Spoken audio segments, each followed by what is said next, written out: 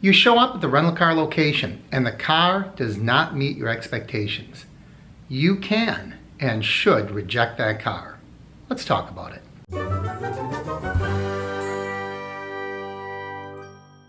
Welcome everyone, I'm Mark and this is Mark's Travel Time. If you're new to the channel, please click my face down there in the corner and don't forget to ring that bell icon so you know when I post new videos.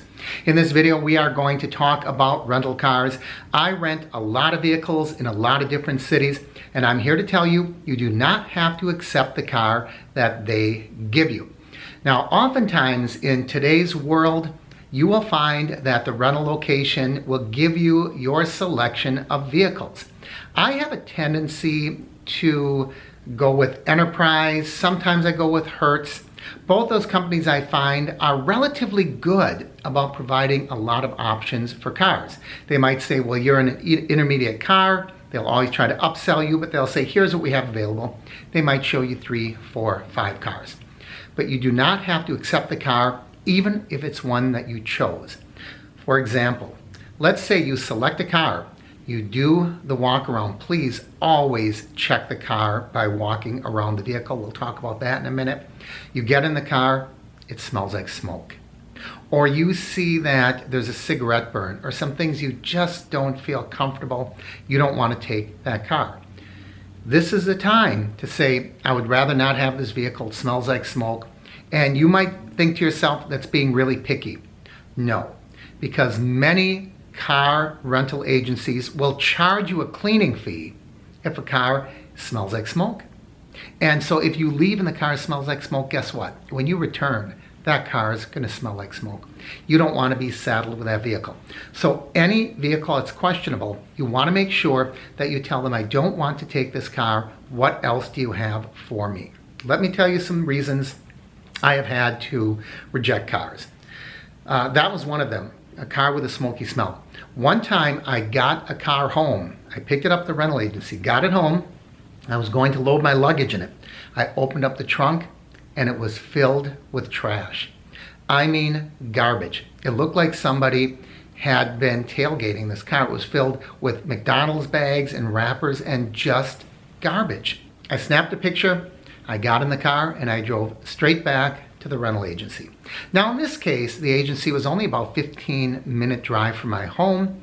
If it was too long and you didn't have that luxury of being able to go back, I would have snapped that picture, I would have got on the phone, I would have complained, and I would have made sure that in some way I was satisfied, whether that be a reduction in my rate or an upgrade the next time I visit or something along those lines. But in this case, here's what happened. I returned the vehicle. I opened up the trunk. I said, look at this. I was not angry in the sense that I yelled and screamed, but I was very firm with them. And I said, I hope you understand that this is unacceptable. And I really don't have time to wait for this to go through a thorough cleaning. I already spent a half hour of my time driving home and back. I would like a replacement vehicle. I had a standard car that time. I'm thinking an intermediate car. I was upgraded to a Chevy Camaro. Now, some of you might say, I don't want a Chevy Camaro. I would rather have, a different type of car. But the point is, me, being alone on a week during the summer, a convertible Camaro was awesome. So just by going in and stating my dissatisfaction, I was able to not only get a different car, but get an upgrade. What are some other reasons? You may see a bunch of scuffs, marks, scratches, dents that you just deem to be unacceptable. For example, let's say that you notice a lot of hail damage. And you could say to them, I don't like this car's hail damage. They will say to you, well, that's okay. We will make note of that in your rental agreement. You can, no, I really prefer not to drive around in a car that, has 50 dents on it. And you may either turn that car in or ask for some kind of reduction in your rate. That should be expected by most companies.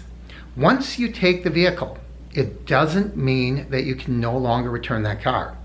I was in Connecticut once, in Hartford, Connecticut, and I rented a car through Hertz. And this car had an obscene amount of miles on it. It seemed to me it was 50 or 60,000 miles, which is another reason I like to rent with Enterprise. They tend to have lower mileage vehicles.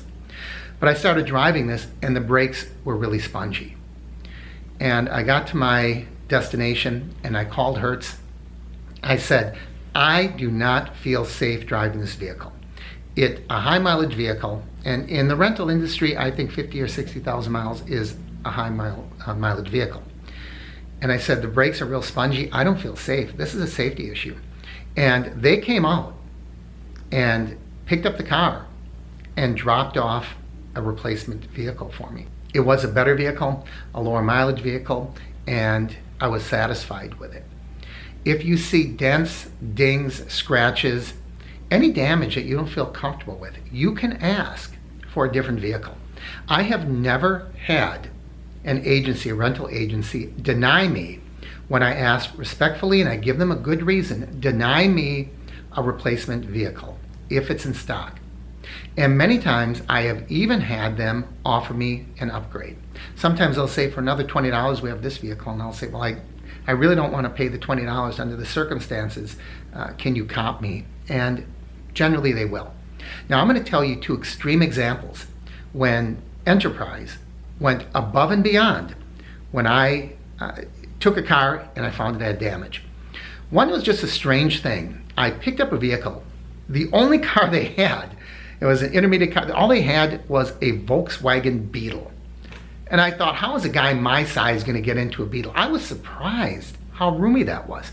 It was only me, and it had me and my luggage. I was perfectly satisfied. Once I got in the car, I thought, this is not a bad car. I got to my hotel, I got out. For some reason, I looked over the top of the car. There was a dent, perfectly round dent. It looked like someone dropped a bowling ball right on top of that car. I got on the horn with them and I said, I've got this dent. I just picked up the vehicle at the airport a half hour ago, whenever it was. I just got to my hotel and I noticed this dent. They said, we will take care of it. They marked it off on the rental agreement. I returned the car, no questions asked. Two other times, these were not return issues, but they were issues, I don't remember what it was in Hawaii. I had an issue when I was in Hawaii and I was driving away, I noticed it and I called them, they took care of it, they rectified it. And another time I left and I noticed, wait a minute, I just paid for, they marked off on my paperwork as I left the lot, full tank of gas, and I'm driving down the highway, I only have a half tank of gas. While I was driving, I just called and I told them I just picked up this vehicle, here's my name, and they took care of that as well. Now this is not exchanges, but this is calling the customer service and making sure that situations are taken care of. Now this other one is so extreme. I talked about this on my other channel. If you want to go and look at it, it's I think it's something like my journey through Wisconsin and Illinois. I'll link it up above. But the situation was so unusual. I went and I picked up the car and it was a really cold, icy winter day and there was about a half an inch of ice on the vehicles. And she had already gone in the car and started it up and was trying to get it heated, and we did our walk around and I looked in the car and I said, you don't have an ice scraper? And she said, oh, let's take care of that, let's get inside. She gave me an ice scraper. It wasn't a very good one, it just had the plastic blade. If you want an ice scraper, you want one with that brass blade so you can get through the ice. And we got back to the car and she went inside, she saw something that she didn't like. I don't know what it was, if it wasn't cleaned or whatever, but she said, let's take this other car. I don't know what it was, I didn't question her, I just said, fine. We walked over, and by this time we had done, as I said, we'd done our inspection, the whole 9 yards. Signed off. We may not have signed off, but we did the inspection.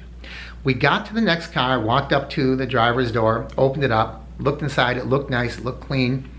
Got the ice scraper and I was scraping for about 10 minutes, which by the way, I thought was unacceptable. I think that the agency should do that. They should have that car ready to drive off the lot. Here I am scraping ice, the engine's running, heater on full blast.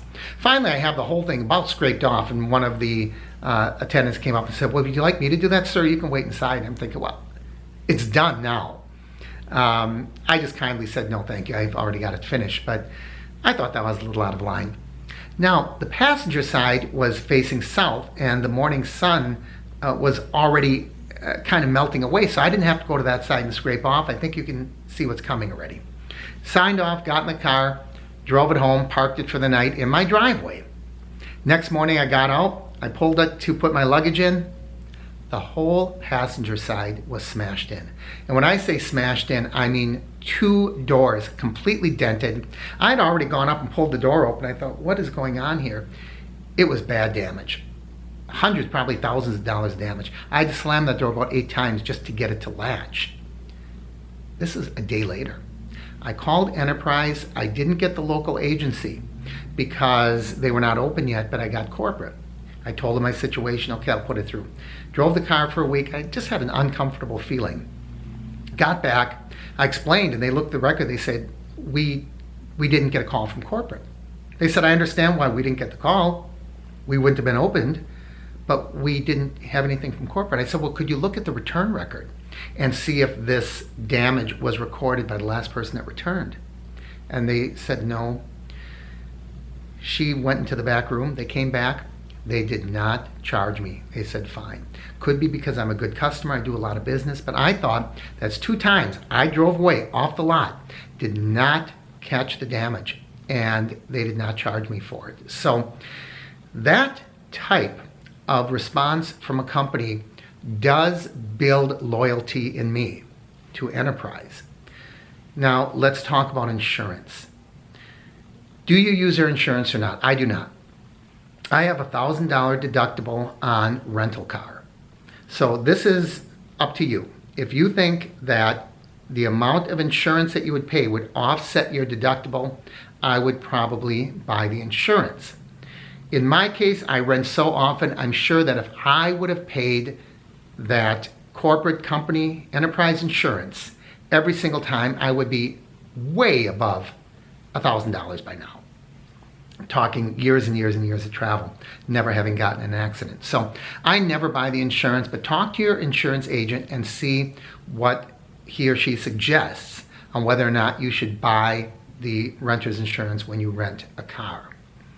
So those are all some of my suggestions. Do not be reluctant to ask for a different car if it smells bad, if it's got high mileage, if there's anything that's hinky about it, like spongy brakes, damage to the outside that, they always say that if the dent can be covered with a coin, with like a half dollar, American half dollar, or if the scratch can be covered with $1, they don't worry about it.